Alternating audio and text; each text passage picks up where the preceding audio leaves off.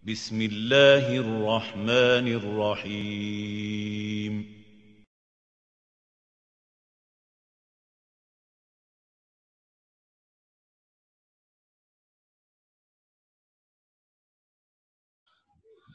Salah satu sahabat bernama Jundub bin Junadah dalam sebuah athar pernah berkata, diriwayatkan oleh Abu Daud dalam sunannya, beliau mengatakan, ta'alamnal iman qabla an nata'alamal Qur'an wa nata'alamal Qur'an fazdatna bihi imanan, ya, wa antumul yawm tu'allimunal Qur'an qablal iman. Beliau salah satu sahabat utama ini berbicara di depan tabi'in, dan ini mungkin rahasia yang membedakan bagaimana generasi sahabat lebih utama dibandingkan generasi tabi'in. Dan itu sesuai sabda Rasulullah, khairun nas qarni, tsummal ladzina yalunahum, tsummal ladzina yalunahum, sebaik-baik manusia itu zamanku. Salah satu rahasia sahabat disebut generasi yang utama, ya generasi terbaik, ya khairun nas kuntum khairu ummatin ukhrijat linnas. Salah satunya apa yang sampaikan oleh Jundub bin Junadah. Kata beliau, ta'allamnal iman qabla an nata'allamal Qur'an. Kami lebih dulu belajar iman sebelum belajar Al-Qur'an. Wa nata'allamal Qur'an fasdatna bihi imanan. Pada saat kami mulai belajar Al-Qur'an, iman kami pun tumbuh dan bertambah.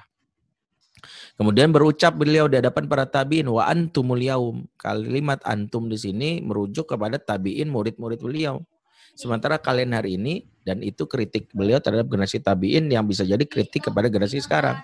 Tu'allimunal Qur'an qoblal iman. Lebih dulu belajar Quran sebelum belajar iman. Tentu kalau kita jabarkan ini secara menyeluruh, ini menjadi metodologi yang mungkin menjadi renungan buat kita.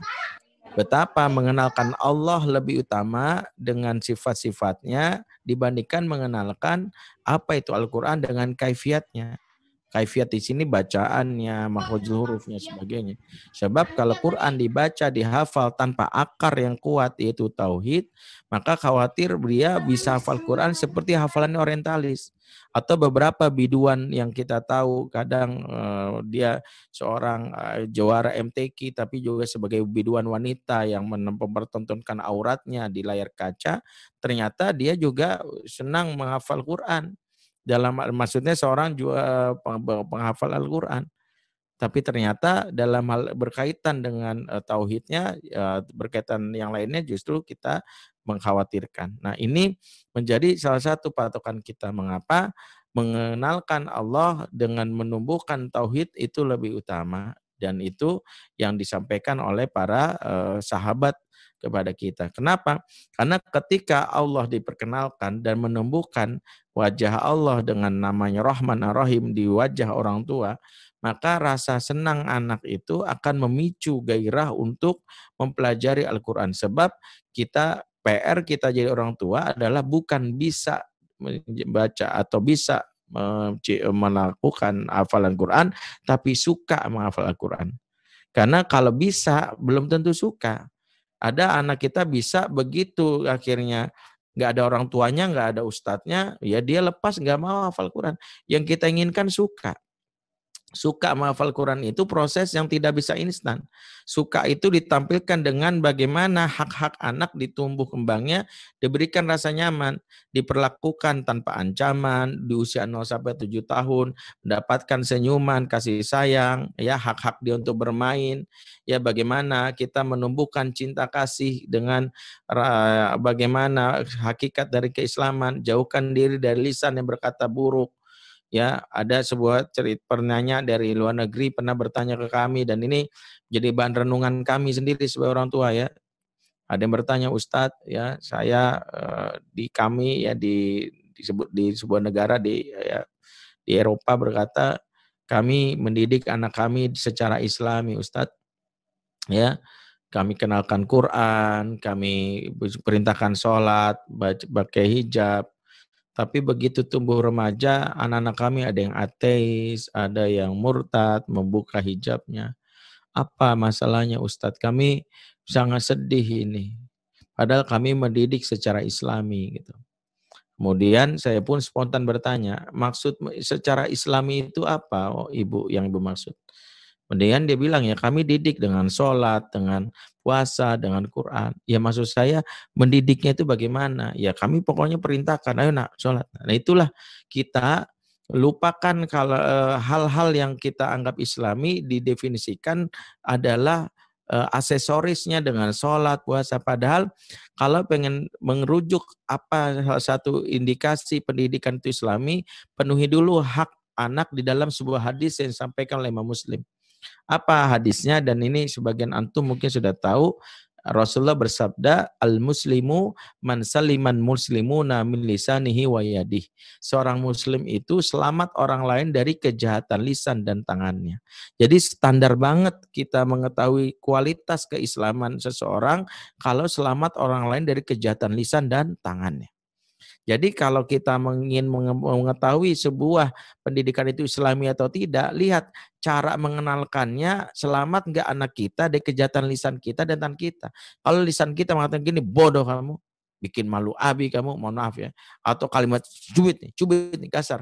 Ini justru tidak islami, walaupun mengatasnamakan untuk sholat Ustaz. Sebab Rasul pun dalam konteks ketika mendidik para sahabat, lebih banyak memakai kalimat yang lembut. Makanya dalam surah Al-Imran 159, kalau kamu bersifat kasar, ya, keras, maka lanfaddu min haulik, mereka akan kabur. Mereka akan kabur, makanya Rasulullah alih-alih lebih banyak menghukum, mengikop, lebih banyak fa'fu anhum wastaghfir lahum. Maafkan dan minta ampun. Kalau kita itu kesalahan hukum.